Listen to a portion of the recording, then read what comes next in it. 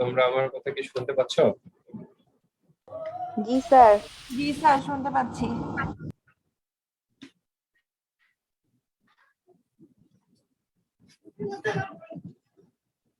Hello hello. জি sir, শুনতে পাচ্ছি। আচ্ছা, ঠিক আছে, একটু দেরি হয়ে গেল। তোমাদের দুইটার ক্লাসটা শেষ হয়েছে কয়টায়? দুইটায় আজকে ক্লাস ছিল নাকি তোমাদের?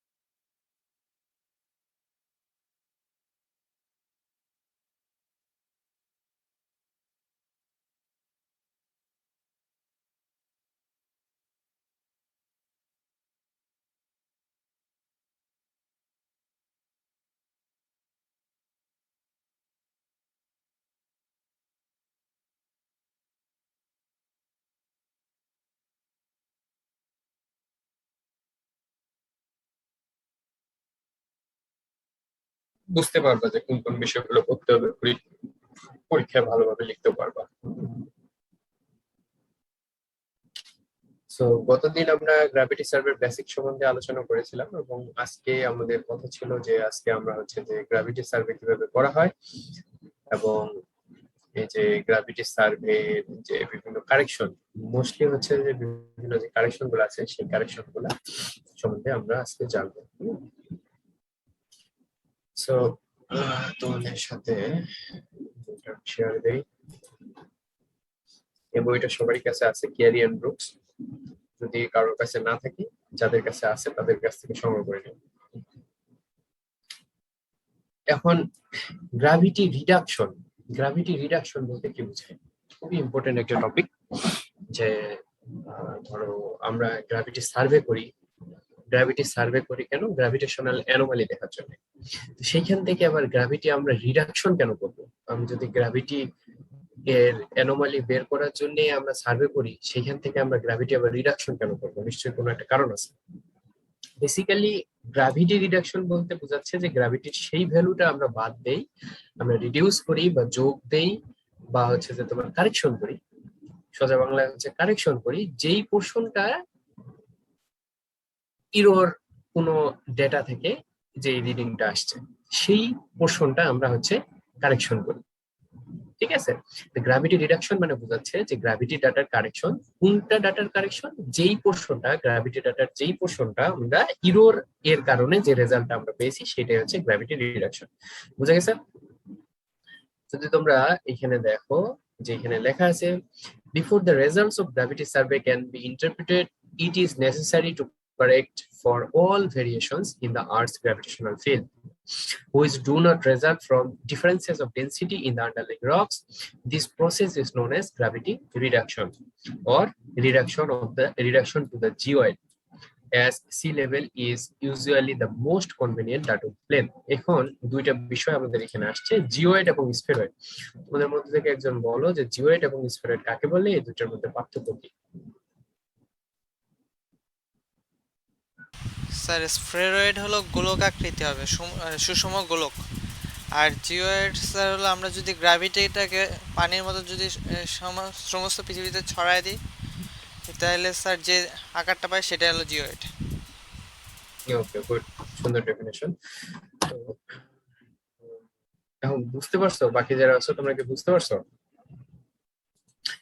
স্ফেরয়েড যেটা আছে, স্ফেরয়েড হচ্ছে একটা ম্যাথমেটিক্যাল ক্যালকুলেটিভ সারফেস। ম্যাথমেটিক্যালি যে আমাদের পৃথিবীর চারপাশে মানে পৃথিবীর যে ভরকেন্দ্র আছে, এই ভরকেন্দ্রের কারণে যে গ্র্যাভিটেশনাল ফোর্স বিদ্যমান, সেই গ্র্যাভিটেশনাল ফোর্সের ম্যাথমেটিক্যাল ক্যালকুলেশন করে দেখা গেছে যে এটা পুরোপুরি একটা স্ফেরয়েড হয়ে যায়। মোটামুটি একটা স্ফেয়ার একদম স্ফেয়ার হয় না, একটু স্ফেরয়েড টাইপের হয়ে যায়। হ্যাঁ, তো এই যে স্ফেরয়েড আছে, এই স্ফেরয়েডটা যেটা হচ্ছে ম্যাথমেটিক্যাল ক্যালকুলেশন, সেটাই বেসিক্যালি ম্যাথমেটিক্যাল ক্যালকুলেশনটা কেমন, কি কি ফর্মুলাটা আমরা বলছিলাম কতদিন, small G is equal to capital G M divided by R square, আর যেখানে রেডিয়াস অফ দা আর্থ, জি হচ্ছে মহাকর্ষীয় ধ্রুবক এবং এম হচ্ছে পৃথিবীর মাস। তো এই যে ক্যালকুলেশনের উপর বেস করে পৃথিবীর চারপাশে যে গ্র্যাভিটেশনাল একটা সার্কেল তৈরি করা হয় সেটাকে আমরা বলছি হ্যাঁ স্ফেরয়েড। আর জিওয়েড কি, জিওয়েড হচ্ছে the deviation of the spheroid due to the presence of the gravity or gravitational anomaly। বুঝে গেছে? যে যদি আমাদের ধরো জিওয়েড, জিওয়েড কি, জিওয়েড মানে হচ্ছে যে যেটা ভ্যারি করে, ভ্যারি কেন করবে, জিওয়েড মানে রিয়াল গ্র্যাভিটি যেটা আছে, রিয়েল গ্র্যাভিটির ভ্যালুটা যদি তোমরা পৃথিবীর চারিদিকে যদি আমরা প্লট করি তাহলে যে সারফেসটা আমরা পাবো সেটাই বেসিক্যালি হচ্ছে জিওয়েড। বুঝে গেছে কি? হ্যাঁ, এটা পরীক্ষার জন্য খুবই ইম্পর্টেন্ট, খুবই ইম্পর্টেন্ট যে ডিফারেন্সেস বিটুইন জিওয়েড এন্ড স্ফেরয়েড। এবং তোমাদের বলে রাখি, যদি এটা না বুঝে মুখস্থ করো তোমরা 100 বার মুখস্থ করবা, 100 বারে হচ্ছে ভুলে যাবে। বইয়ের ভাষাগুলো অনেক কঠিন, আর ওইভাবে 100 বার যদি মুখস্থ করো ওই পরীক্ষা দেওয়ার আগে মুখস্থ করে যাবো, পরীক্ষার রুমে ঢুকে ওই খাতা নিতে নিতে এটা ভুলে যাবো। তো এটা বুঝে মুখস্থ করতে হবে, মুখস্থ করবা ঠিক আছে, বাট বুঝে মুখস্থ করবা। বুঝে গেছে? সো জিওয়েডটা হচ্ছে কি, যে গ্র্যাভিটেশনাল অ্যানোমালি। আমরা বলছিলাম যে পৃথিবীতে গ্র্যাভিটেশনাল অ্যানোমালি বিদ্যমান আছে, যে আমরা ধরো যে পৃথিবীর চারিদিক, পৃথিবী একটা হচ্ছে যে যেমন এটা একটা সুষম গোলক না, তেমনি পৃথিবীর চারিদিকে সমানভাবে বস্তুগুলা বিন্যস্ত না, ডেনসিটি ভেরিয়েশন বিদ্যমান। যদি ডেনসিটি ভেরিয়েশন কেন হবে, যদি ধরো এই সার্টেন একটা জায়গার মধ্যে আমার একটা লোহার খনি আছে, এই লোহার খনিটার ডেনসিটি স্বাভাবিকভাবে চারপাশে যে মাটি আছে সেই মাটির থেকে এই লোহার খনিটার ডেনসিটি বেশি হবে। যখনই ডেনসিটি বেশি হবে তখনই সেইখানে হচ্ছে গ্র্যাভিটেশনাল অ্যানোমালি তৈরি হবে। এই গ্র্যাভিটেশনাল অ্যানোমালিটার কারণে এই জিওয়েড, ধরো যে এই যে এর পাশে, এই যে এই পাশে যেটা আছে, এইখানে যে মাটিগুলো আছে, এই মাটির জন্য জিওয়েড ধরো যে এইভাবে যাচ্ছিল, তো এইখানে যে গ্র্যাভিটেশনাল পুল, এই যে ডেনসিটি বেশি হওয়ার কারণে গ্র্যাভিটি বেশি হবে, তাই এখানে জিওয়েড উপরের দিকে চলে যাবে, এরকম করে আসে, এরকম করে আবার এরকম করে চলে যাবে। এরপরে যদি ধরো এখানে ধরো যে এগুলা সে হচ্ছে বেসিক ইগনিয়াস রক, আর এইখানে আসার পরে আমাদের সেডিমেন্টারি রক দেখি, সেডিমেন্টারি রকের ডেনসিটি বেসিক ইগনিয়াস রকের থেকে কম, তাহলে এইখানে গ্র্যাভিটেশনাল যে ভ্যালু আছে সেটা কম হবে, তখন আসে এটা হচ্ছে এরকম করে নিচের দিকে চলে যাবে, এরকম করে নিচের দিকে চলে যাবে, নিচের দিকে গিয়ে উপরে যাবে, আবার হচ্ছে যে এইভাবে যাইতে থাকবে। তো স্ফেরয়েডের ক্ষেত্রে স্ফেরয়েড এত কিছু ক্যালকুলেশন করে না, স্ফেরয়েড হচ্ছে জাস্ট সিম্পলি যে একটা ম্যাথমেটিক্যাল ক্যালকুলেশন করে G is equal to GM divided by R square, এইটা ক্যালকুলেশন করে একটা চারিদিক থেকে পৃথিবীর চারিদিকে একটা গোলক তৈরি করেছে, এবং সেইটা হচ্ছে জিওয়েড থেকে ভিন্ন। কোন জায়গায়, যেই জায়গার মধ্যে ধরো যে তেমন কোনো ভেরিয়েশন নাই, হ্যাঁ এই মানে তেমন কোনো ভেরিয়েশন নাই, যখন এই যে তেমন কোনো ভেরিয়েশন থাকবে না তখন এই যে স্ফেরয়েড আর জিওয়েড কোইনসাইড করবে। যখন দেখা যায় যে ভেরিয়েশন বেশি হবে তখন স্ফেরয়েড আর জিওয়েড এর মধ্যে পার্থক্য অনেক বেশি হবে। কোনো ক্ষেত্রে হচ্ছে স্ফেরয়েড উপরে থাকবে, কোনো ক্ষেত্রে স্ফেরয়েড নিচে থাকবে। যদি আমরা ধরি তাহলে ব্রড সেন্সে পৃথিবীতে তো অনেক বড়, তো যদি অত বড় সবগুলা পার্থক্য তো এখানে দেখানো সম্ভব না, আমরা জাস্ট একটা সিম্পলি ধরো যে এইভাবে আমরা এটা দেখাই দিলাম যে এরকম হচ্ছে, এটা আমরা ডিফারেন্ট একটা কালার দিয়ে দেখাই দিই তাহলে ভালোভাবে বুঝতে সুবিধা হবে। আমরা ধরো যে ডিফারেন্ট একটা কালার দিয়ে দেখাই দিলাম,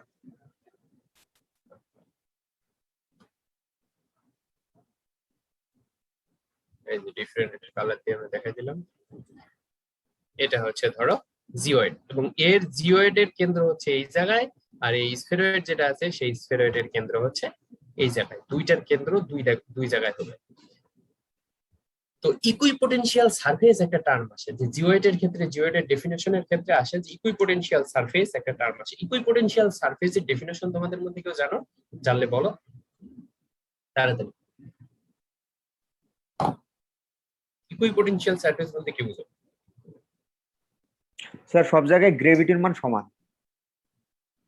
ইকুইপোটেনশিয়াল সারফেস মানে যে ওই সারফেস বরাবর যে কোনো মানে ইকুইপোটেনশিয়াল সারফেস যে কোনো ক্ষেত্রে ইউজ হতে পারে। Equipotential surface of gravity, equipotential surface of electricity, equipotential surface of conductivity, what ever that is. Equipotential surface হচ্ছে ভ্যালু ইজ ইকুয়াল।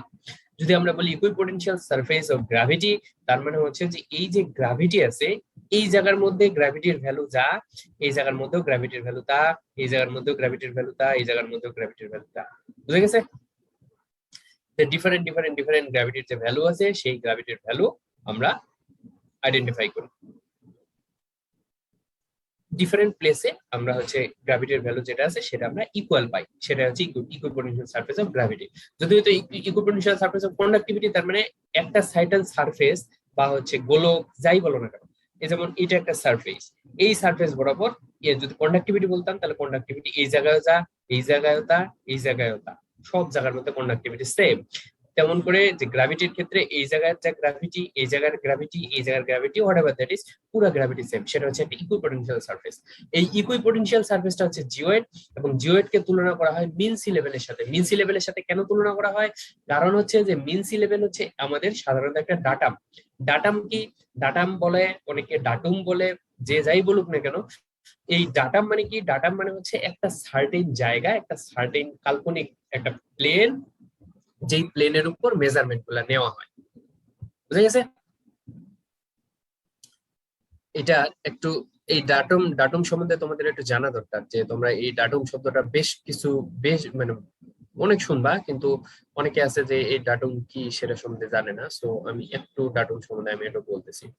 ধরো এটা হচ্ছে পৃথিবীর একটা সারফেস, এটা পাহাড়, একটা ভ্যালি।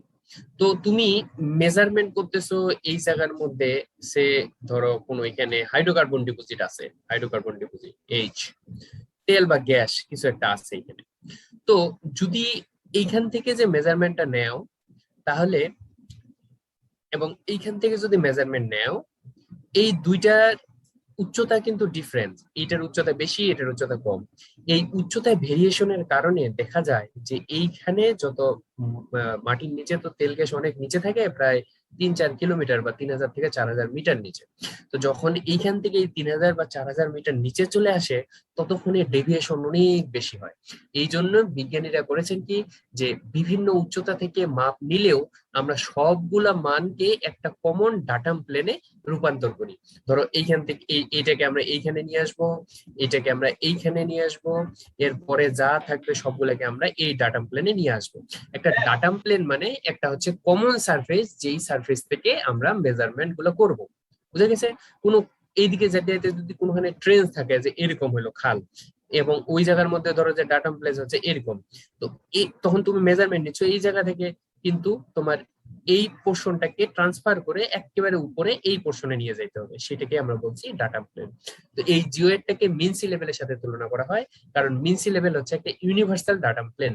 মিন সি লেভেল থেকে আমরা এলিভেশন মাপি, মিন সি লেভেল থেকে আমরা চাঁদের ডিস্টেন্স মাপি, সূর্যের ডিস্টেন্স মাপি, যাই মাপি না কেন মিন সি লেভেল থেকে মাপি।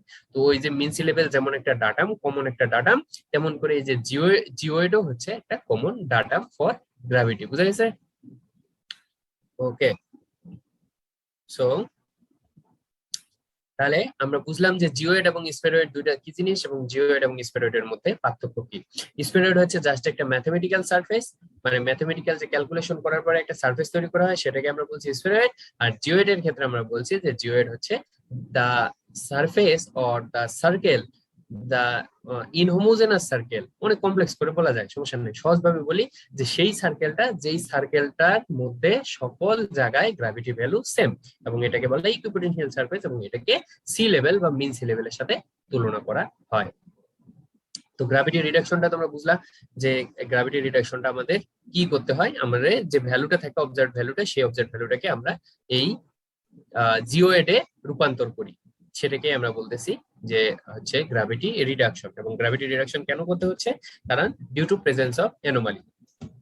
এখন ধরো যে গ্র্যাভিটির ক্ষেত্রে আমরা গত ক্লাসে আমরা আলোচনা করেছিলাম যে গ্র্যাভিটি ভ্যালু খুব সূক্ষ্মাতি সূক্ষ্ম, এর পরিমাপ খুবই সূক্ষ্ম, এবং যত বেশি সূক্ষ্ম পরিমাপ থাকবে ওইখানে তত বেশি অ্যানোমালি বেশি থাকবে, এবং ওইখানে ইরর হওয়ার সম্ভাবনা তত বেশি থাকবে। তো সেই জায়গাগুলোতে আমাদের অধিক কেয়ারফুল হইতে হবে।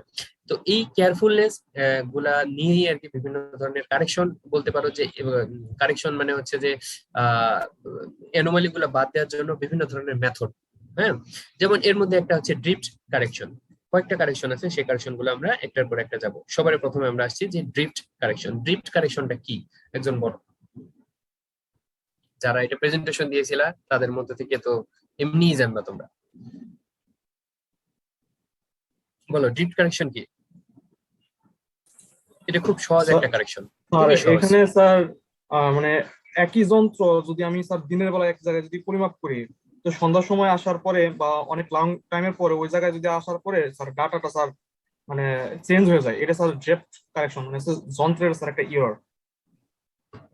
ওকে, গুড।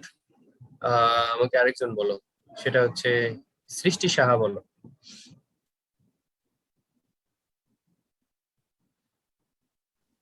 ড্রিফট কারেকশন বলতে কি বুঝলা? স্যার এটা বিভিন্ন জায়গায় চেঞ্জ হয়ে যায় বিভিন্ন সময়, কি চেঞ্জ হয়? গ্র্যাভিটি। কি আবার বলো তো, কি বললা আবার বলো। বিভিন্ন সময়ে বিভিন্ন জায়গায় চেঞ্জ হয়ে যায়। জি স্যার। বিভিন্ন জায়গায় চেঞ্জটাই তো আমরা জানতে চাই। বিভিন্ন জায়গায় যে চেঞ্জটা সেটাই তো আমরা জানতে চাই, তো সেটা তো ড্রিফট কারেকশন না। স্যার রিডিং এর রিপিটেশন ঘটে এখানে।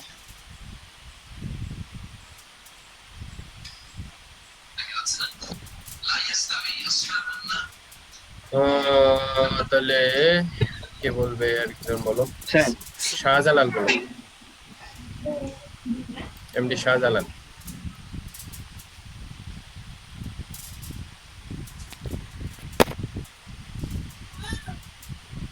স্যার রিডিং এর রিপিটেশন স্যার কার এয়া হয়, রিপিটেশন হয়।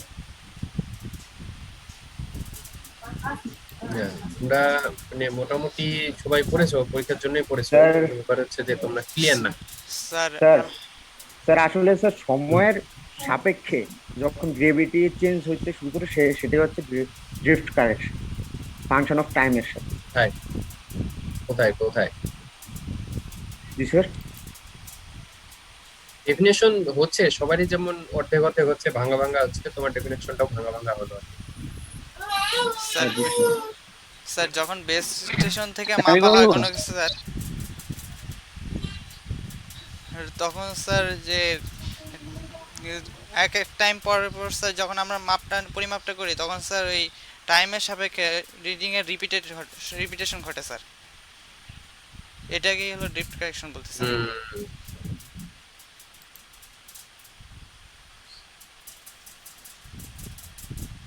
হাফিজুর রহমান বলো।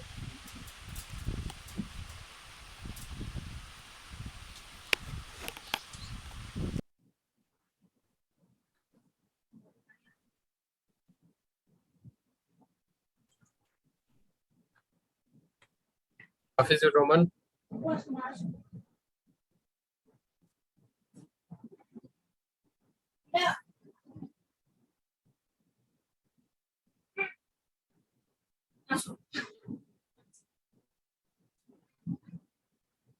কি শুনতে পাচ্ছেন আর কি?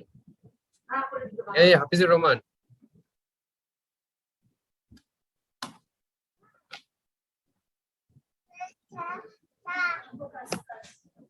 হ্যালো, এই শোনা যায় আমার কথা? জি স্যার। জি স্যার। আসছে না? শোনা গেলে এই কথা বলতেছে না কেন? জয়েন্ট দেখা যাচ্ছে, কথা বলতেছে না কেন? স্যার নেটওয়ার্কের প্রবলেম মনে হয় স্যার।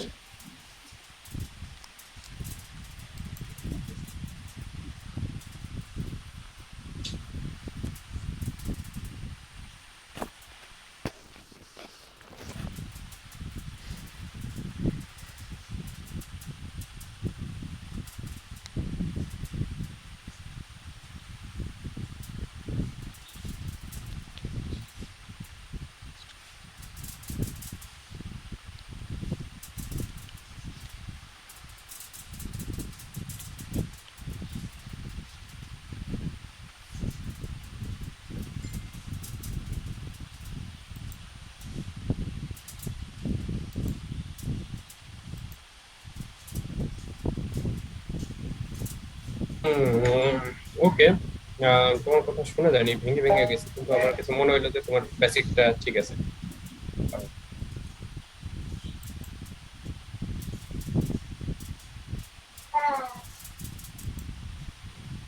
ঠিক গেল।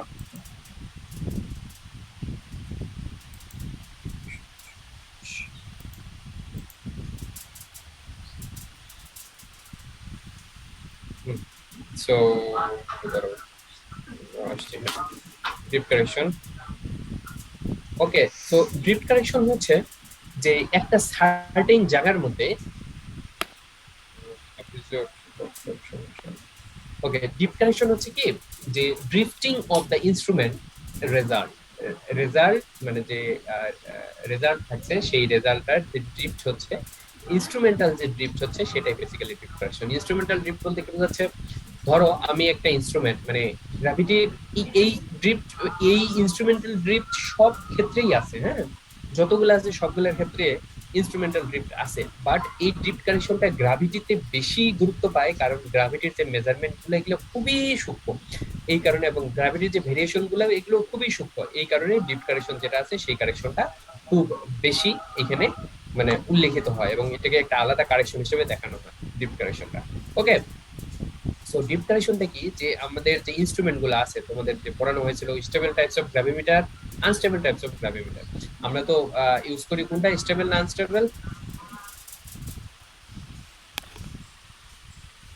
হ্যাঁ কই স্যার স্টেবল, স্যার স্টেবল আবার কবে আমরা বললাম স্টেবল? আমরা ইউজ করি হচ্ছে unstable types of gravimeter, stable না আনস্টেবল। স্টেবল গুলার হচ্ছে কস্টিং অনেক বেশি, সেগুলা হচ্ছে নিয়ে যাওয়া অনেক ভেজাল এবং অনেক টাইম কনজিউমিং, সেজন্য আমরা আনস্টেবল টাইপ অফ যে গ্র্যাভিমিটার গুলো আছে সেগুলো ইউজ করি। তো এই আনস্টেবল টাইপ, আনস্টেবল মানে রেজাল্টে আনস্টেবল না, এটা আনস্টেবল মানে এক জায়গা থেকে আরেক জায়গায় নিয়ে যাওয়া সুবিধা, এই জন্য এটাকে বলে আনস্টেবল বলে। স্টেবল মানে একটা জায়গার মধ্যে আর কি স্থায়ী, সেজন্য সেটাকে স্টেবল বলে। সো ড্রিফট কারেকশনের মধ্যে আমরা ধরো একটা আনস্টেবল গ্র্যাভিমিটার আমরা একটা সার্টেন জায়গার মধ্যে আমি বসায় রাখলাম, তো ওই ওর যে আন্ডারগ্রাউন্ডের যে লিথোলজি বা আন্ডারগ্রাউন্ডের যে রক প্রপার্টি আছে, সেই রক প্রপার্টি তো সারাদিনে এমনি অটো অটো চেঞ্জ হয়ে যাবে না, তাই না? চেঞ্জ হবে, হ্যাঁ? এখানে যদি আমাদের একটা ইনস্ট্রুমেন্ট থাকে, যে ইনস্ট্রুমেন্টটা আন্ডারগ্রাউন্ডের গ্র্যাভিটি মেজার করতেছে, এবং এই আন্ডারগ্রাউন্ডের গ্র্যাভিটি ভ্যারি করে কেন, due to the presence of the density. তো এই যে ডেনসিটি আছে, এই ডেনসিটি তো সারাদিন কনস্ট্যান্টই থাকবে, তাই না, যদি এখান থেকে এক্সকাভেট না করা হয়, এখান থেকে যদি খনন না করা হয়। কিন্তু এইখানে যে মেশিনটা দেওয়া হবে, সেই মেশিনটার রেজাল্ট সকালে এক ধরনের পাওয়া যায়, দুপুরে এক ধরনের পাওয়া যায়, বিকালে এক ধরনের পাওয়া যায়, সন্ধ্যায় আরেক ধরনের পাওয়া যায়, মধ্যরাতে আরেক ধরনের পাওয়া যায়। কেন পাওয়া যায়? কারণ হচ্ছে ইনস্ট্রুমেন্টাল একটু হলে, স্লাইটেস্ট পরিমাণ 1/1,000,000 যদি কোনো ডেভিয়েশন হয়, সেই ডেভিয়েশনটাও আমাদের ইনস্ট্রুমেন্টে ধরা পড়তে হবে, এবং সেই ডেভিয়েশনটাই অনেক বড় ডেভিয়েশন হিসেবে গণ্য হবে। বুঝা গেছে? এই কারণে এখন এই যে আমরা তো বলছিলাম যে স্প্রিং থাকে, আরো সহজভাবে বলি, আমরা বলছিলাম যে খুব সহজ যদি আমরা বলি, একটা স্প্রিং থাকে, স্প্রিং এর নিচে একটা মাস ঝুলানো থাকে। তো এই মাসটার মধ্যে গ্র্যাভিটেশনাল অ্যাট্রাকশন এবং হচ্ছে রিপেল, এই দুইটার কারণে এর গ্র্যাভিটি ভ্যালু চেঞ্জ হয়। কিন্তু সারাদিন একটা স্প্রিং ঝুলে আছে, ঝুলে থাকতে থাকতে কি হবে, সেটা আরো ঝুলে যাবে। মানে এ তো 100% স্থিতিস্থাপক, তো 100% স্থিতিস্থাপক না যে ছেড়ে দিলাম আবার পূর্বের জায়গায় চলে আসবে।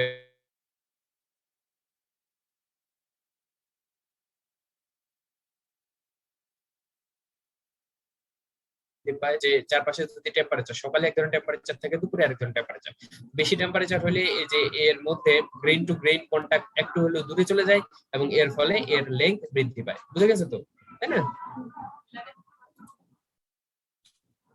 কেটে যাচ্ছে ডবল ক্লিক হয়ে যাচ্ছে। তো এই যে কারেকশনটা আমরা সকালে একটা, এই যে গ্র্যাভিমিটার একটা সার্টেন জায়গায়, ডিপ কারেকশনের এটা খুব ইম্পর্টেন্ট, যে একটা সার্টেন জায়গায় বা একটা স্পেসিফাইড একটা জায়গার মধ্যে তোমরা সকালে ধরো একটা জায়গার মধ্যে তুমি ওখানে একটা বেস স্টেশন বসাবা। বেস স্টেশন মানে কি? বেস স্টেশন মানে যেই স্টেশন থেকে আমরা অন্যান্য যে মাপগুলো আছে সেই মাপগুলো ক্যালিব্রেট করব, সেটা হচ্ছে বেস স্টেশন। মানে যেটা হচ্ছে আমাদের একদম বেস, যেখানে আমরা থাকি, সেটা হচ্ছে বেস স্টেশন। তো এই এই বেস স্টেশনটাও সেট আপ করতেও ড্রিফট কারেকশন করতে হয়। আবার হচ্ছে যে অন্যান্য জায়গায় যখন মেজারমেন্ট নেই সেখানেও ড্রিফট কারেকশনের ভ্যালুটা কোরিলেট করতে হয়। তো আমরা সকালে একটা জায়গার মধ্যে ইনস্ট্রুমেন্ট আমি রাখলাম, সকালে আমি পাইলাম মেজারমেন্ট এইখানে, দুপুরে পাইলাম আমি মেজারমেন্ট এইখানে, তারপরে আমি পাইলাম এইখানে, তারপরে আমি পাইলাম এইখানে। এরপরে সবগুলোকে এভারেজ করা হয়, এভারেজ করে বিয়োগ দেওয়া হয়। এভারেজ করে হচ্ছে যে এই প্রথম যে রিডিং আছে এই প্রথম রিডিং এর সাপেক্ষে বিয়োগ দেওয়া হয়, বিয়োগ দিয়ে যে এভারেজটা হয় সেটাকেই ধরা হয় যে তোমার ওই সার্টেন মানে পয়েন্টের মাপ। বুঝে গেছে কি? এই বুঝতে পারছো? কথা বলেন। জি স্যার। জি স্যার। আমি এখন যদি জিজ্ঞেস করি তাহলে বলতে পারবা? প্রজ্ঞা বিশ্বাস চন্দ্র বলো।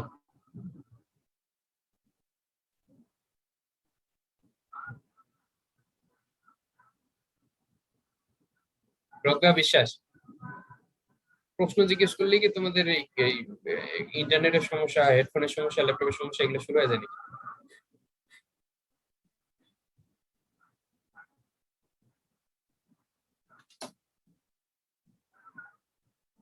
কে বলবে? কার ঠিক আছে সবকিছু? হাসিবুল বলো, হাসিবুল হোসেন। আসলে আসলে স্যার বিষয়টা আমার কাছে ক্লিয়ার হয় নাই স্যার। এটা তুমি বলো না কেন? আমি যখন জিজ্ঞেস করলাম যে বুঝতে পারছো কিনা তখন চুপচাপ হয়ে রয়েছো, এখন বলতেছো ক্লিয়ার হয়নি। স্যার আসলে আমি স্যার ওষুধ নিতেছিলাম স্যার। কে বলবা? শাহজালাল বলো, এমডি শাহজালাল। ঠিকঠাক বুঝি নাই স্যার। অদ্ভুত ঘটনা। কে বুঝো নাই? আর কে কে বুঝো নাই আমাকে একটু বলা হচ্ছে। স্যার আমি বুঝি নাই। বুঝো নাই কে কে? আমাকে শিখলে একটু বলো। শিমুল আল রাজি, বুঝতে পারছো? জি স্যার, বুঝতে পারছি। বুঝাও তো, তুমি এদেরকে বুঝাও, যারা বুঝতে পারেনি তাদেরকে একটু বুঝাও। আমাদের যে ইনস্ট্রুমেন্টটা আছে, ইনস্ট্রুমেন্টের মধ্যে মেইনলি আছে আমাদের স্প্রিং, আর ওইখানে আমার ডেনসিটি জিনিসটা ম্যাটার করে। আমরা জানি যে একটা স্প্রিং যখন আমরা স্থিতিবিচ্ছক সীমার বাইরে চলে যায় বা এর মধ্যে সংকোচন মানে টেম্পারেচার বাড়লে ওই স্প্রিংটা লম্বা হয়। তো দিনের বেলা যখন হচ্ছে সূর্য তাপ থাকে তখন এক ধরনের এক এক স্থানে মানে একই স্থানে সে বিভিন্ন রকমের ডেটা দেবে ডিউ টু টেম্পারেচার আর মেকানিক্যাল এররের কারণে। তো আমার সারাদিনে যেসব ডাটা গুলো পাবো একই স্থানে, আমি যদি সকালে এক ধরনের ডাটা পাবো, বিকালে বা দুপুরে বিভিন্ন টাইমে আমি বিভিন্ন রকম ডাটা পাবো। তো সবগুলা ডাটাকে আমি গড় করে যে এভারেজ ডাটা পাবো ওইটা থেকে যে প্রথমে যে ডাটা পেয়েছি ওটা বিপ করলে বা সাবট্রাকশন করলে আমার মেন ডাটা পাবো। এটা হচ্ছে আমার drift correction. Good, excellent, excellent. এখন বুঝে গেছে শাহজালাল? মোটামুটি স্যার। আরো বলে মোটামুটি, আরো বলে মোটামুটি। এখনো মোটামুটি কেন? এত সুন্দরভাবে বললাম, স্যার এরপরও মোটামুটি কেন? স্যার একটু দেখা লাগবে স্যার। আমরা বুঝতে বাট পারছি এখন স্যার, দেখলে তুমি দেখলে বুঝতে পারবো আর কি স্যার। আচ্ছা, তাহলে আরেকজন বলো, আমাকে কে বলবে? অনেকজনকে আমি দেখলাম, এখন তো নাই, এখন 21 জন 25 জনকে দেখলাম, এখন 21 জন হয়ে গেল। শোনো, মানে ক্লাসের মধ্যে পড়া না পারা বা হচ্ছে যে বুঝি নাই এই কথাটা বলা কিন্তু খারাপ কিছু না। তুমি যদি না বুঝো বা হচ্ছে যে বলে স্যার আমি বুঝতে পারি নাই, বা হচ্ছে তুমি ভুল উত্তর দিচ্ছ, তুমি চেষ্টা করতেছো কিন্তু সেটা ভুল হচ্ছে, এটা কিন্তু খারাপ কিছু না। খারাপ হচ্ছে পরীক্ষায় খারাপ করাটা খারাপ কিছু, ঠিক আছে? তো তুমি চেষ্টা করবা, যদি না বুঝছো তাহলে বলবা যে স্যার বুঝি নাই, বা হচ্ছে যখন প্রশ্ন করা হবে তোমরা চেষ্টা করবা নিজে যা বুঝছো তাই বলবা। আরে তুমি না পারলে তোমাকে কেউ জেল দিতেছে নাকি? তুমি চেষ্টা করে যাবা, সেটা হচ্ছে মূল কথা। সবার উদ্দেশ্যে এই কথাটা। আর যারা বুঝবা, চেষ্টা করো বুঝতে, তাহলে বুঝতে পারবা, সমস্যা নেই। না বুঝতে পারলে জিজ্ঞেস করবা যে স্যার এটা বুঝি নাই। লজ্জার কিচ্ছু নেই এখানে, লজ্জার কি আছে? সবাই তোমার বন্ধু বান্ধব।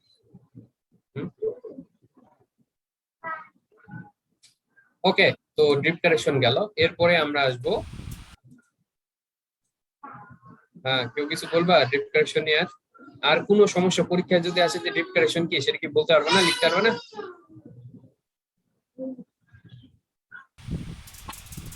জি স্যার। হ্যাঁ, পারবা, আশা করি পারবা। এরপরে আসো যে latitude correction. What is latitude correction? Latitude কারেকশনের প্রেজেন্টেশন কে দিয়েছিল?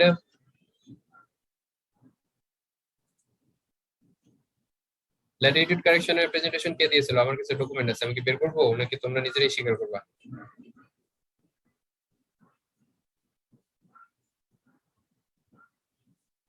হুম,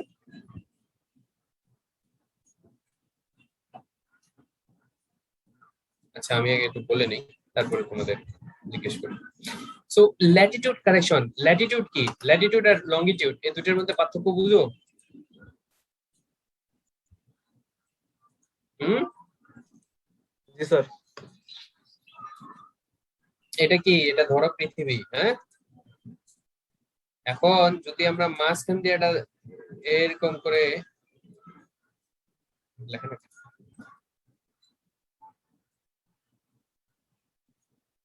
এরকম মাঝখান দিয়ে আমরা পৃথিবীটাকে একদম মাঝখান দিয়ে আমরা একটা দাগ দিলাম, এই দাগের সাপেক্ষে আমরা আরো দাগ দিলাম, এটাকে ডিফারেন্ট কালার হিসেবে দেখাতে পারি, তাই না? তাহলে এই ছোট জিনিস, এগুলো যদি প্রত্যেকটা জিনিস আমার এক্সপ্লেইন করতে হয় আমার, তাহলে তো সবগুলো ক্লাসে আমি নেওয়া শুরু করলে ভালো হয়। হ্যাঁ, তোমরা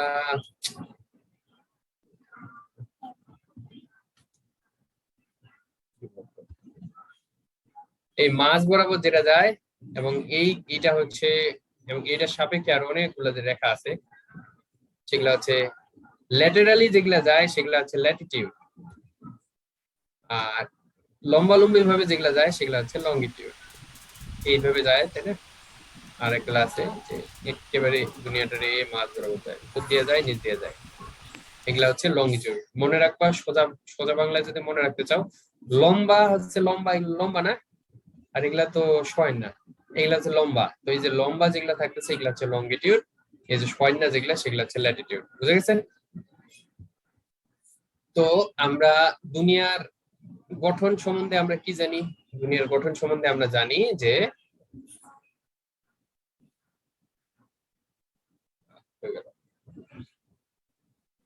এখানে ইমেজ দেয়া আছে, তাই আমি আর ওখানে ড্র করলাম না। আর কই গেল?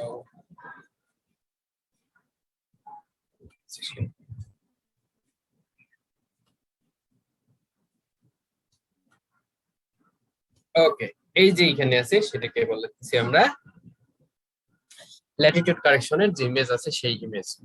তো ল্যাটিটিউড কারেকশন কি? এখানে হচ্ছে পোল, পোল না, এই যে এটা হচ্ছে নট। যে কোনো ইমেজের, এই যে ইমেজের মধ্যে যদি কোনো ডিরেকশন দেয়া থাকে তা তো ভালো, আর যদি দেয়া না থাকে তাহলে সবসময় ধরে নেবে উপরে নর্থ, নিচে সাউথ, ডানে ইস্ট, বামে ওয়েস্ট। তো এই যে নর্থ এবং সাউথ এই দুটো হচ্ছে আমাদের পোলার রিজিয়ন। এই যে পোলার রিজিয়ন বলা হয়ে থাকে একটা বল, একটা টেনিস বল, একটা টেনিস বলের শেপ কি? স্ফেয়ার, তাই না? এটা টেনিস বলের শেপ স্ফেয়ার না? পারফেক্ট স্ফেয়ার না? জি স্যার। এই টেনিস বলটাকে যদি একটা অক্ষ বরাবর ধরে একে যদি ঘোরানো যায়, খুব জোরে জোরে যদি ঘোরানো যায়, তাহলে এই দুটা সাইড চাপায় যাবে, আর এই দুটা সাইড একটা হচ্ছে বাল্কি হয়ে যাবে, তাই না? কেন যাবে?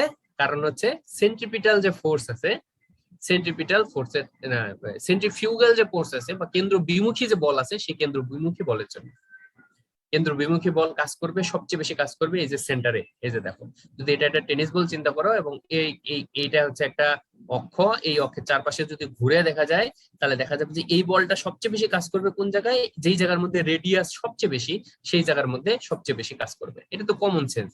এবং যদি এটা যত জোরে ঘুরাও তখন এটা স্ফেয়ার থেকে স্ফেরয়েড হয়ে যাবে, টেমা হয়ে যাবে, এরকম ডিমের মতো হয়ে যাবে।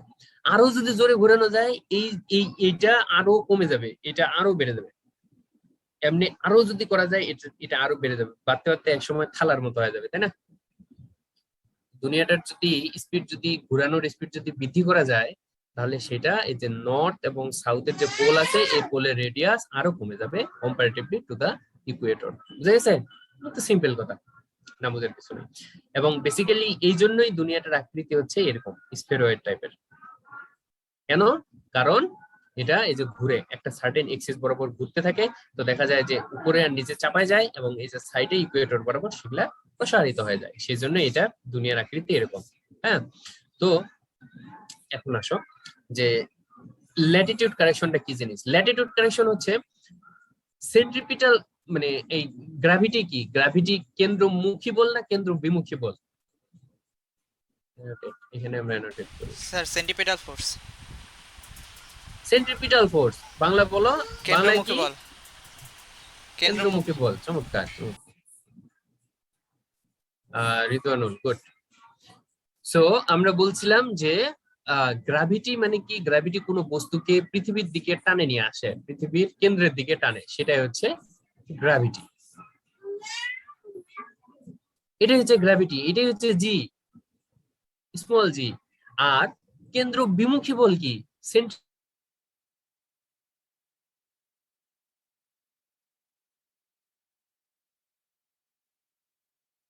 তো দুই ধরনের ফোর্স এখানে কাজ করবে। যদি এটা স্থির থাকতো, পৃথিবীটা যদি না ঘুরতো, তাহলে শুধুমাত্র একটা ফোর্স কাজ করতো, সেটা হচ্ছে কেন্দ্রমুখী বল, এবং সেটা হচ্ছে গ্র্যাভিটি বা সেন্ট্রিপিটাল ফোর্স, সেটা হচ্ছে গ্র্যাভিটি। কিন্তু পৃথিবীটা যেহেতু ঘুরছে, তুমি যদি একটা লাটিনকে ঘুরাও তাহলে দেখো যে কি হয়, একটা মানে নিজেও যদি ঘুরো, হ্যাঁ, কিভাবে এটা বোঝানো যায় তোমাদের, কিভাবে বুঝাই, এই যে শিশু পার্কে দেখছো, শিশু পার্কে যে এটা ঘুরায়, যে দোলনা থাকে, যে দোলনার মধ্যে বসলে যে ঘুরায়, দেখছো না?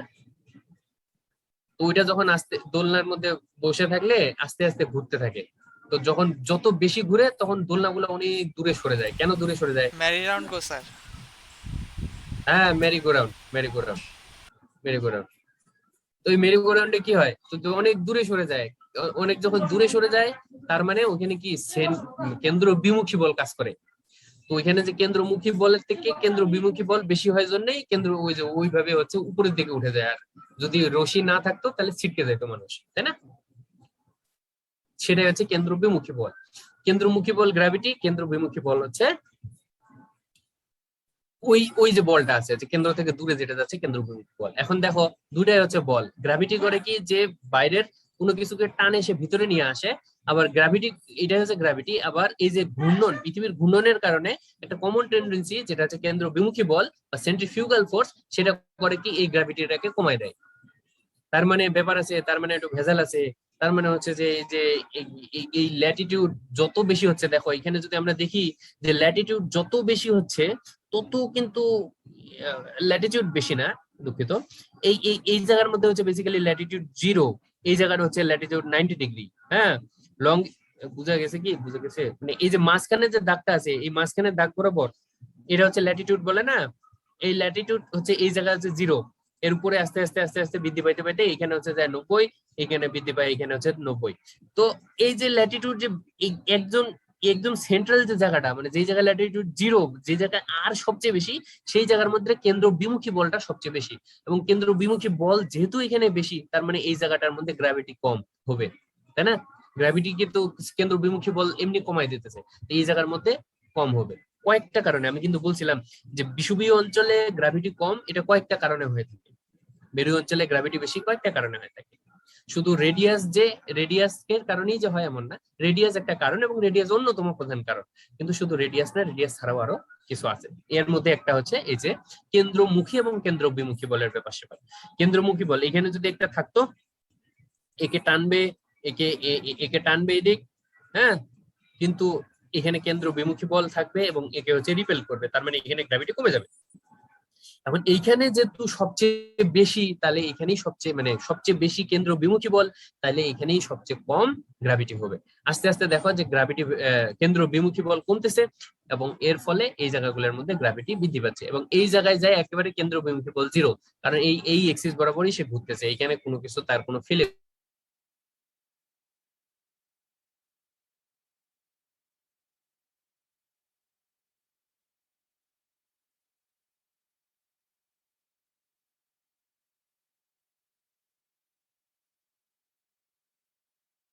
কেন্দ্রমুখী বলটা থাকবে, কেন্দ্রবিমুখী বল থাকবে না। এই জন্য এই জায়গার মধ্যে গ্র্যাভিটি সবচেয়ে বেশি হবে। এখন ব্যাপার হচ্ছে যে এই জিনিসটা কিন্তু একটু হলেও ডিমিনিশ হয়ে যায় আর দ্বারা। আর কেমন করে জানো, যে আমরা বলছিলাম কি g is equal to gm divided by r square, তাই না? ক্যাপিটাল জি এম লিখে দিই, জি এম, এম মানে হচ্ছে ভর, ডিভাইডেড বাই আর স্কয়ার। এই যে আর, এখন যখন ইকুইটোরিয়াল বালজিং হয়ে থাকে, বালজিং মানে হচ্ছে ফেলে ফেপে ওঠা, যখন এই যে ইকুইটরে এই যে আর এর পরিমাণ যখন বৃদ্ধি পায়, তখন কি হয়, এই গ্র্যাভিটির ভ্যালু কমে যায়, গ্র্যাভিটির ভ্যালু কমে যায়। এটা তো তোমরা সবাই জানো। এবং এর সাথে সাথে আরেকটা বিষয় আছে, আর স্কয়ার, সেটা হচ্ছে এই যে ল্যাটিটিউড বিভিন্ন জায়গার মধ্যে বিভিন্ন থাকলে সেই জায়গার মধ্যে যে সেন্ট্রিপিটাল ফোর্স, সেই জায়গাটা বিভিন্নটায় বিভিন্ন হয় এবং এর ফলে একটা কারেকশন করার প্রয়োজন হয়, সেটাই বেসিক্যালি হচ্ছে ল্যাটিটিউড কারেকশন। মনে হয় যে বুঝতে পারছো, তাই না? বুঝতে পারছো ফাইরুজ, বুঝতে পারছো?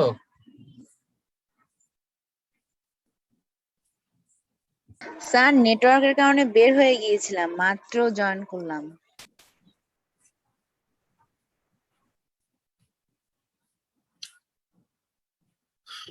শাহজালাল, বুঝতে পারছো?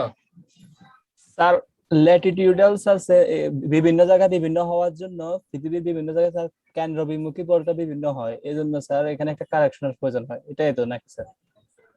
হ্যাঁ, এটা হচ্ছে মূল কথা। জি স্যার। এই জিনিসটা, এই যে মূল কথাটাতে আসার জন্য আমার এতগুলো কিছু বলতে হলো। জি স্যার, বুঝতে পারছি। আর হচ্ছে কে আছে, প্রজ্ঞা বিশ্বাস চন্দ্র আসো, একে তো মনে একটু আগে জিজ্ঞেস করলাম, তো কোনো উত্তর পাওয়া যায়নি। জি স্যার আছি। হ্যাঁ আসো, বলো তো, বুঝতে পারছো?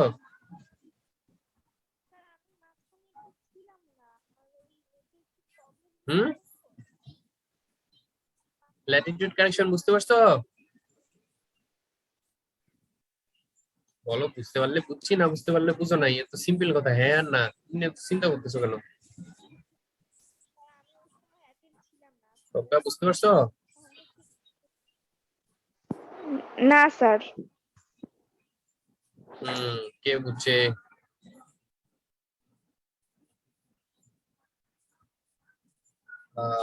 শিমুল বুঝছো? স্যার জি স্যার, বুঝতে পারছি। শিমুল তুমি বুঝাই বলো ওকে। আমরা জি সমান সমান কত জানি? আমরা জি সমান সমান জানি G M by R square. তার মানে হচ্ছে G is inversely proportional to R, যেখানে তো দেখা যাচ্ছে যে আমার ইকুয়েটরের অঞ্চলে আর এর মান বৃদ্ধি পাচ্ছে, আর এর ব্যাসার্ধ বৃদ্ধি পাচ্ছে। কারণ হচ্ছে ওইখানে আমার কেন্দ্র বিমুখী বল কাজ করে। কারণ একটা টেনিস বল যখন আমরা ঘুরাই, তখন এর মানে মাঝ বরাবর একটু বাল্কি হয়ে যায়, তো এর মানে বৃদ্ধি পায় মাঝ বরাবর। তো আর এখানে বৃদ্ধি পাওয়ার কারণে এখানে জি এর মান কমে যায়, একটা কারণ। দ্বিতীয় কারণ হচ্ছে সব জায়গায় তো জি একই সমান কাজ করার চেষ্টা করবে, কিন্তু মাঝ বরাবর যেহেতু এখানে কেন্দ্র বিমুখী বল বেশি, এ কারণে জি কমে যাবে। এক্সিলেন্ট। এখন কি বুঝতে পারছো প্রজ্ঞা বিশ্বাস, বুঝতে পারছো? জি স্যার। ওকে, গুড। তো বলো তাহলে কি বুঝলা?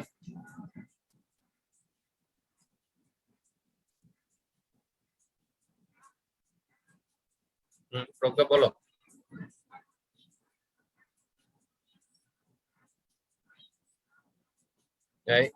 কই গেল? দেখছো পার্টিসিপেন্ট কতজন এখন? এখন পার্টিসিপেন্ট হচ্ছে 16 জন, আমি সহ।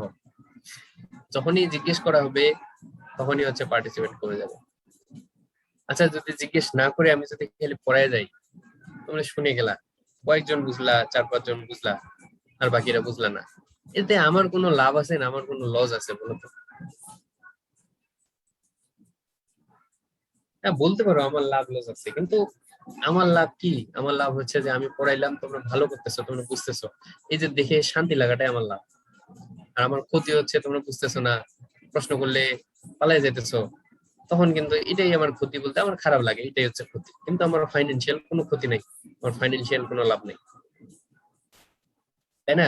তো আমি যে চেষ্টা করতেছি তোমাদের বুঝাইতে, এটাতে এইভাবে অনেকে দেখতেছি যে চলে যেতেছে, হ্যাঁ যুক্ত হইতেছে, অনেকে প্রশ্ন করার সাথে সাথে হচ্ছে চলে যাচ্ছে, তাহলে কেমনে হবে?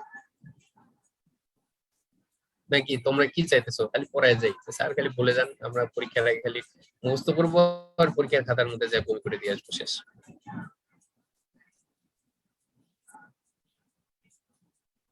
হুম, শিমুল? না স্যার, feedback দরকার আছে। স্যার এখনই স্যার পড়াটা স্যার ভালো হচ্ছে স্যার, আগে এত ভালো আমি বুঝতে পারিনি, জানি, বুঝার মতো করে বুঝতে পারছি। আমি তোমরা তো কয়েকজন আছো যারা হচ্ছে যে ধরো বুঝার চেষ্টা করো, কিন্তু এই যে অনেকে আছে যারা প্রশ্ন করলে তারা এসে ধরো চলে যেতেছে, ঠিক আছে? তাহলে তাদের ক্ষেত্রে কি করবো বলে দেখি।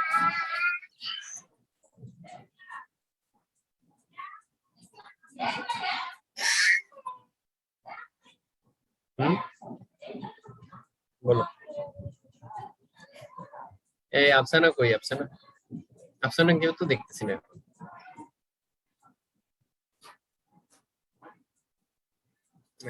তোমরা কেউ ক্লাস নেবো আমি বুঝতেছি না, আমি বুঝতেছি না। তোমরা নিজেরা মানে নিজেরাই আমাদের বলো, আমাকে বলো যে কিভাবে তোমরা ক্লাস নেবো। ক্লাস নিয়ে হয় নিবো, নাহলে বাদ দিই। নাহলে ক্লাস নেওয়ার কি দরকার? তাহলে তো মুখস্থ যদি করতে হয় তাহলে তো ক্লাস নেওয়ার কোনো অর্থ আছে? হ্যাঁ বলো। স্যার মুখস্থ ক্লাস যদি ভালো করতে হচ্ছে স্যার, হয়, শাহজালাল, এভাবে ক্লাস নিলে ভালো ওই হয়েছে। শাহজালাল জি স্যার। কি মুখস্থ যদি করতে হয় তাহলে ক্লাস নেওয়ার কোনো অর্থ আছে না? না তাহলে তো স্যার, আমি ওই আগে যেভাবে বলছি সেটাই ওইভাবে করবো, তাহলে হয়ে গেল। না স্যার, ওইভাবে করলে তো হয় না স্যার। যে এখন যেভাবে পড়াতেছেন ওইভাবে ঠিক আছে স্যার। এইভাবে তো থাকতেছে না তো, এই যে চলে যাইতেছে। এই যে দেখো, জিজ্ঞেস করলাম সে চলে গেল, সে বললো যে বুঝছি, আমি যখন বললাম যে তোমার কোথায় বললো, তোমার ভাষায় বলো, আজকে সে আজকে হচ্ছে মূলত সুন্দর স্যার করে বন্ধ আমরা করে চলে ক্লাস গেল। টাইমটা চেঞ্জ হওয়ার কারণে, স্যার আজকে ক্লাস টাইমটা চেঞ্জ কারণে এই জন্য পার্টিসিপেট কম হচ্ছে, না হলে স্যার পার্টিসিপেন্ট থাকবে তো এমনি। হ্যাঁ, পার্টিসিপেন্ট তো ছিল এখানে, তো 25 জন আমি দেখলাম, আরো ধরো 5 জন বললো, 30 জন হইলো। কিন্তু যখন প্রশ্ন জিজ্ঞেস করবো তখন তাদের দেখবা যে 15-16 জনে আসা থাকছে, তাহলে ক্লাস নিয়ে কি লাভ? আসসালামু জি আলাইকুম। স্যার।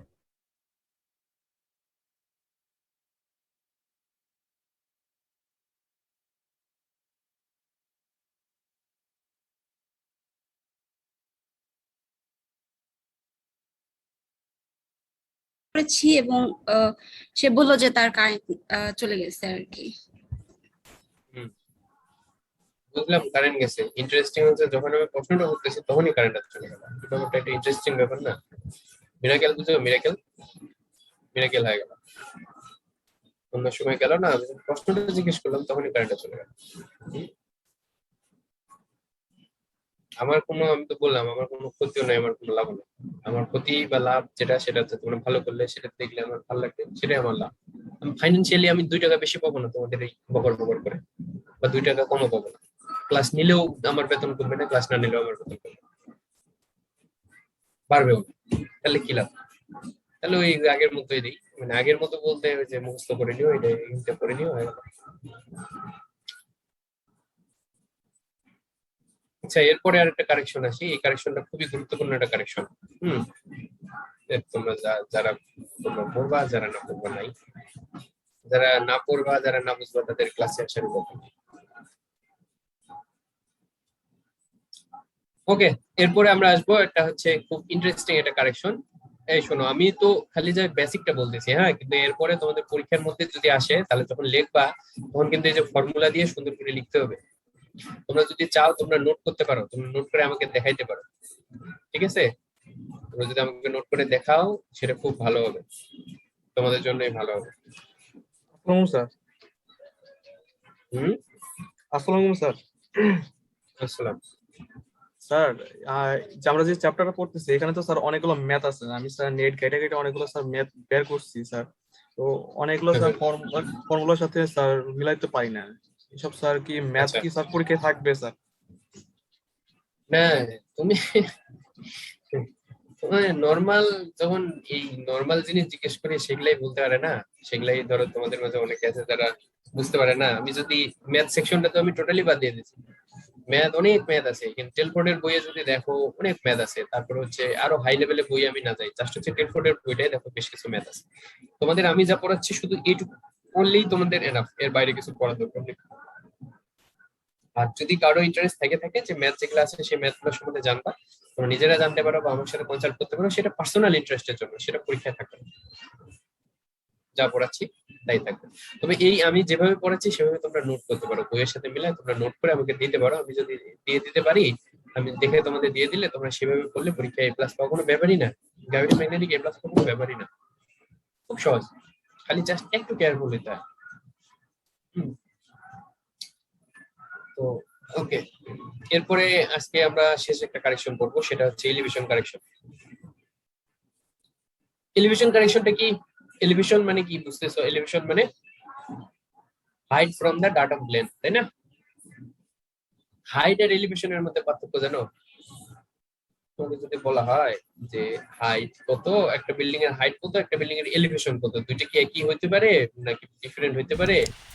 Sir different sir. হ্যাঁ, দুটো ডিফারেন্ট হতে পারে, আবার একটু হইতে পারে, একই হওয়ার সম্ভাবনা অনেক কম, তাই না? জি স্যার।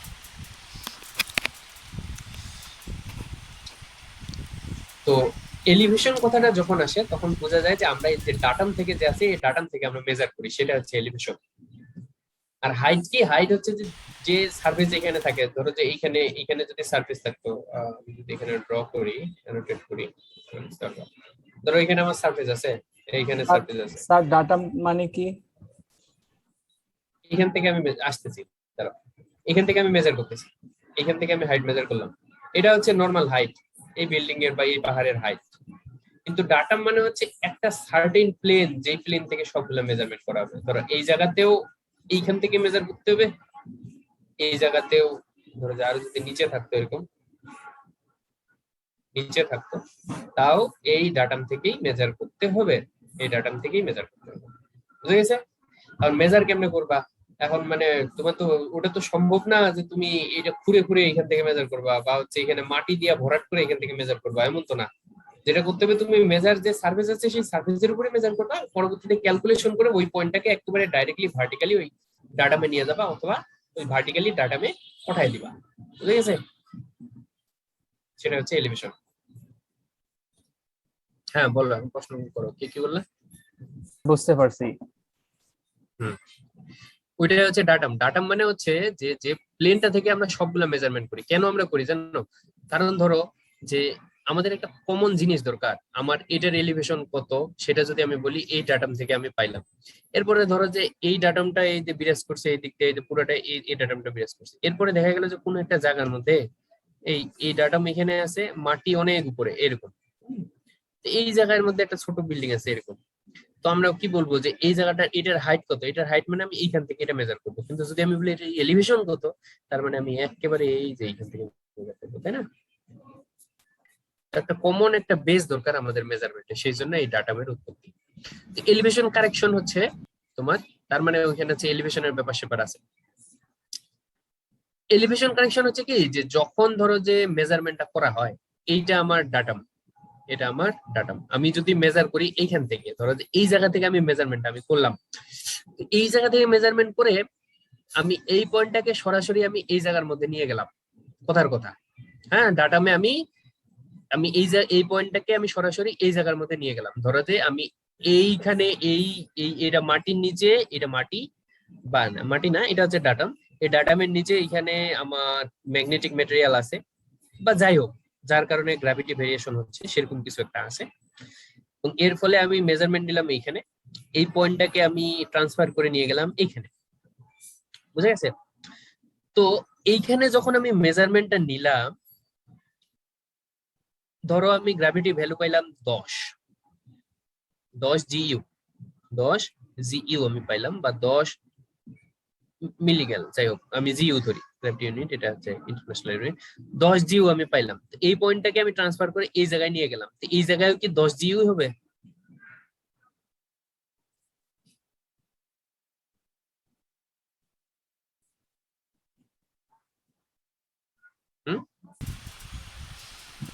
না স্যার। না না, কেন হবে না? স্যার কারণ কি, কারণ এইটা তো আর ফাঁকা নাই। এটা কি বায়ু দিয়া ফাঁকা? না স্যার। না, এই জায়গার মধ্যে মাটি আছে, এই জায়গার মধ্যে অনেক কিছু আছে। তো এই জিনিসটাকে কারেকশনে নিতে হবে। এই জিনিসটাকে যখন আমি কারেকশনে নেব, সেটাই আমার আসতে এলিভেশন কারেকশন। বুঝে গেছে? বুঝছাও? ডাটামটা কি স্যার আপনার মিন সি লেভেল ধরবো স্যার আমরা এটা? অলওয়েজ ডাটাম অলওয়েজ মিন সি লেভেল। সেটাকে আমরা বলি হচ্ছে ফ্রি এর কারেকশন। এলিভেশন কারেকশন তিনটা আছে, একটা হচ্ছে ফ্রি এর কারেকশন, একটা বোগার কারেকশন, আর একটা হচ্ছে টিরেন কারেকশন। এটাকে আমরা বলতেছি ফ্রি এর কারেকশন। মানে ফ্রি এর কারেকশনটা কি, যে আমরা প্রথম সেন্সটা হচ্ছে আমার প্রথম যে সেন্স, প্রথম হচ্ছে ফ্রি এর কারেকশনটা হচ্ছে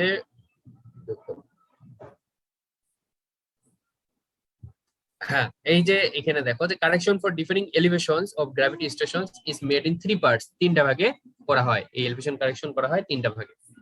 দ্য ফ্রি এর correction or FSC correction reacts for the decrease in gravity with height in free air resulting from the increased distance of the center of the earth according to the Newton's law. এখানে হচ্ছে free air correction সমান এটা। The free air correction is positive for an observation point above the datum to correct for the decrease in gravity with elevation. The free air correction accounts solely for variation in the distance of the observation. Basically হচ্ছে কি জানো, যে যখন ডাটামে নিয়ে আসবা পয়েন্টটাকে, ডাটামে তো নিয়ে আসতে হবে, সেটাই বেসিক্যালি হচ্ছে ফ্রি এয়ার কারেকশন। কিন্তু আরো যদি ইমেজ দিয়ে দেখাই বললি তাহলে তোমরা বুঝতে সুবিধা হবে। আমি এখানেই হচ্ছে একবারে এটা বলে দেই, তাহলে তোমাদের জন্য বুঝতে সুবিধা হবে একবারে। প্রথম কথা হচ্ছে এটা হচ্ছে আমার ডাটাম, এই যে এটা হচ্ছে আমার ডাটাম। তা আমি মেজারমেন্টটা করলাম এই জায়গা থেকে।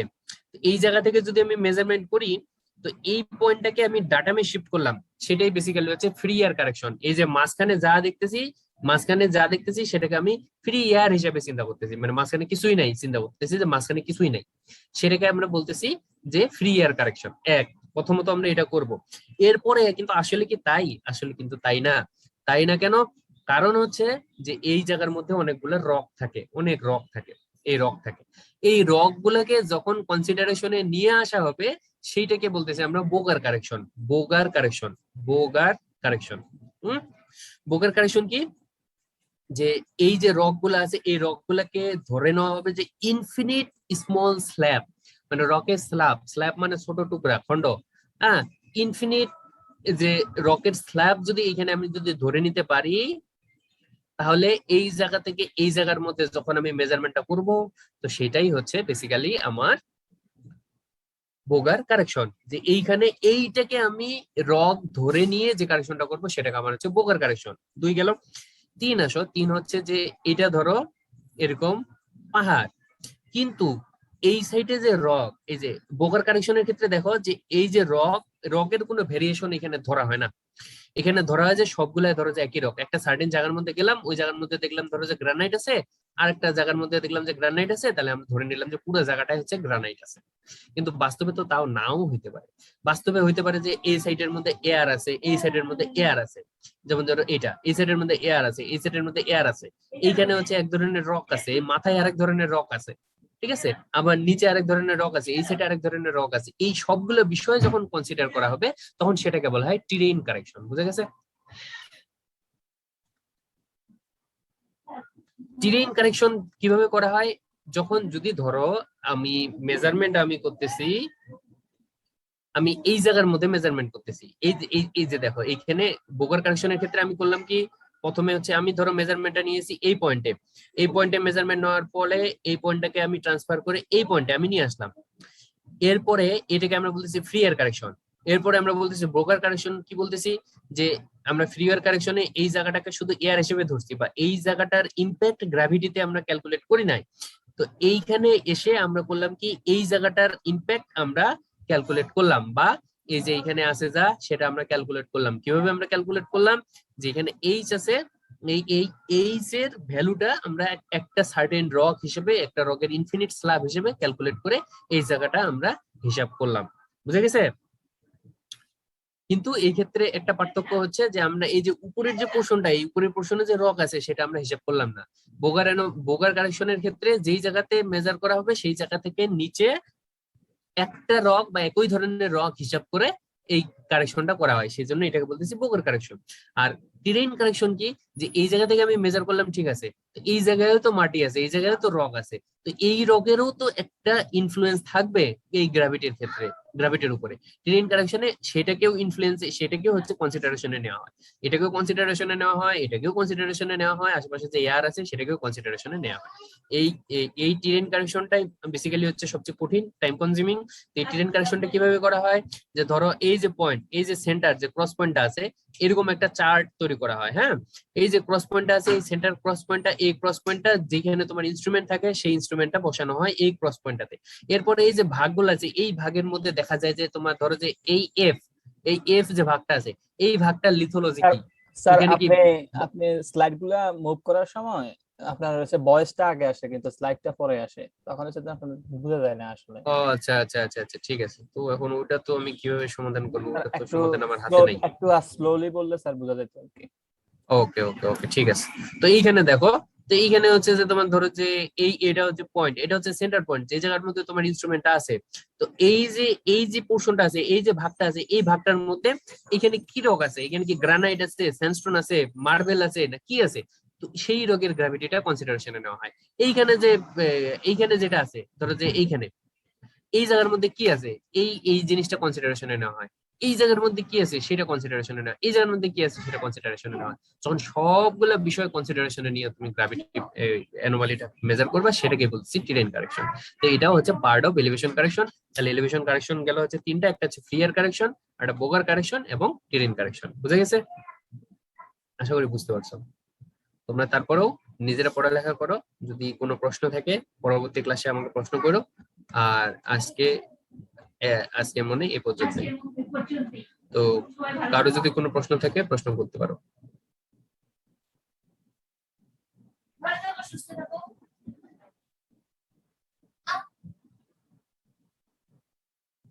কই, কারো কোনো প্রশ্ন নাই? ওকে, গুড, ঠিক আছে। তাহলে পড়ো, এই তিনটা কারেকশন পড়ো। কারেকশন গুলা থেকে তোমাদের পরীক্ষায় একটা প্রশ্ন আসবেই, সেটা ধরো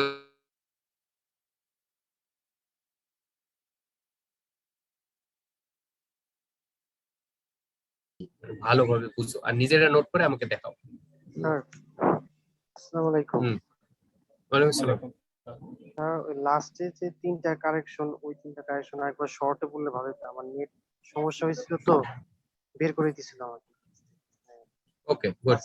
সো কে বুঝছে তাহলে তোমাদের মধ্যে থেকে একজনকে দিয়ে বলাই আমি। শাহজালাল বুঝছো? আরেকবার পড়লে বুঝবো স্যার। আচ্ছা, কে বুঝছে একদম ক্লিয়ার? শিমুল বুঝছো? শিমুল? জি স্যার, বুঝতে পারছি। শিমুল, তোমার প্রেজেন্টেশন কি ছিল? গ্র্যাভিটি ডেটা ইন্টারপ্রিটেশন নিয়ে, তাই না? জি স্যার। ওকে, ঠিক আছে। হ্যাঁ বলো, তুমি এখন বলো যে কি বুঝছো। প্রথমত হাইট নিয়ে আমার হলো যে প্রবলেম হচ্ছে, এই তিনটা আমার সমস্যা। না, হাইটের যে আমার যে সমস্যা, এটা আমি তিন ভাবে সলভ করতে পারবো। একটা হচ্ছে আমার ফ্রি এয়ার কারেকশন, দ্বিতীয় নাম্বার হচ্ছে বরফওয়ার কারেকশন, আর তৃতীয় নাম্বার হচ্ছে আমার টেরেন কারেকশন। এখন হচ্ছে হলো ফ্রি এয়ার কারেকশনের মধ্যে আমরা যে মানে একটা পাহাড়ের উপরে যখন আমি মানে যন্ত্র বসাবো, গ্র্যাভিমিটারটা বসাবো, তখন ওই ওই পয়েন্টারে আমি ঠিক তার অপোজিট সাইডে ধরে নেব, এবং মাঝখানে যে ইগুলো আছে, মাঝখানে যে পাথর বা মাটি আছে, এগুলো আমি কনসিডারে নেব না। এটা হচ্ছে আমার ফ্রি এয়ার কারেকশন, মানে ওইখানে মানে এয়ার ছাড়া আর কিছু থাকতে পারে না। এটা হচ্ছে আমার ফ্রি এয়ার কারেকশন। এখন বোরগ্রার কারেকশন, বোরগ্রার কারেকশনের এখন বাস্তবিক অর্থে দেখা যাচ্ছে যে একটা পাহাড় তো আর বায়ুপূর্ণ থাকতে পারে না, ওইখানে পাথর থাকতে পারে, মাটি থাকতে পারে, অন্যান্য মিনারেল থাকতে পারে। তো বোরগ্রার কারেকশনে বলে নিচ্ছে যে আমি যে পয়েন্ট থেকে নিচ্ছি, ওই পয়েন্ট থেকে মানে উপরে পয়েন্ট এবং নিচের পয়েন্ট, এটার মাঝখানে একটা স্ল্যাব হিসেবে ধরবো, যে মাটিগুলা আছে সবগুলার একটা স্ল্যাব হিসেবে নেবো, যে স্ল্যাবের মধ্যে সবগুলা মাটির ডেন্সিটি বা একই ধরনের রক দ্বারা গঠিত হবে। এবং এইখানে যে বোরগ্রার কারেকশনের মধ্যে আমি যে মাটি মানে মাঝখানে যে মাটি আছে এটা ধরে নেওয়ার যে কারেকশন করবো, এটা আমার বোরগ্রার কারেকশন। আর আমার হচ্ছে টেরেন কারেকশন, মানে বাস্তবিক অর্থে আমি যেখানে নিচ্ছি এবং তার উপরেও মাটি থাকতে পারে এবং আশেপাশে বিভিন্ন ধরনের মিনারেল বা রক থাকতে পারে। এখন আশেপাশে পারিপার্শ্বিক যে মাটি আছে এর সাপেক্ষে যে আমার যে গ্র্যাভিটির যে কারেকশন, এটা হচ্ছে আমার টেরেন কারেকশন। ওকে, গুড, ঠিক আছে। কিছু জিনিস তোমারও আরেকটু কারেকশন করতে হবে।